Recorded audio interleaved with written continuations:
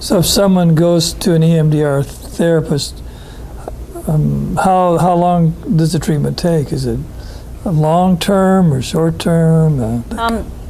And that's another good question, because that's one that people often ask, and pretty much everybody asks that with a lot of treatments. How long is this going to take?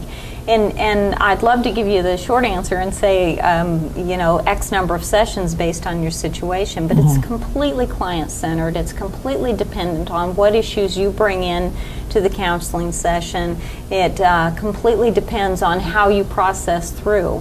So for some sessions, some clients who might have a single incident trauma, they might be able to get it completely resolved in less than 5 sessions. Given that they've had a good client history and their therapist knows them very well. But for more complex situations, it might take longer, as you would expect with any therapist. Any therapy would take longer. Okay. So.